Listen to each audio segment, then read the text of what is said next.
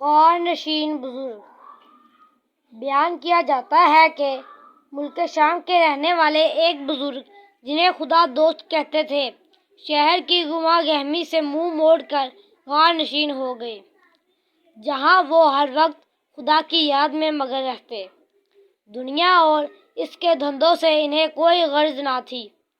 چند دنوں میں ہر طرف ان کی دھوم مچ گئی۔ لوگ دور دور سے ان کی زیارت کو آتے اور دلی مراد پاتے۔ اس بات کی بھنک اس علاقے کے جاگیردار کے کانوں میں بھی پڑی۔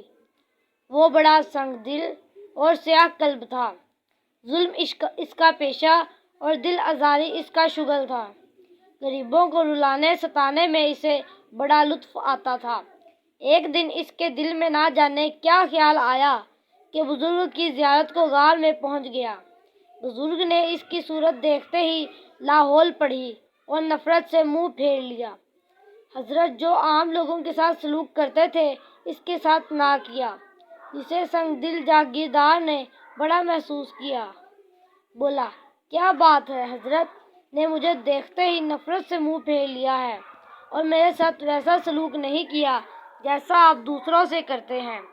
غار نشین بزرگ نے فرمایا، تو اس سلوک کا مستحق ہے۔ خدا کی مخلوق کو ستاتا اور رلاتا ہے، اس کے ساتھ اچھا سلوک نہیں کرتا تو تیرے ساتھ اچھا سلوک کیسے کیا جائے؟ مخلوق سے براز کے خالق سے بیر رکھنا ہے، خدا کا دشمن ہمارا دوست کیسے ہو سکتا ہے؟ حضرت سعدی نے اس حکایت میں یہ نکتہ بیان فرمایا ہے کہ مخلوق خدا کا دشمن دراصل خدا کا دشمن ہے، شیطان ہے۔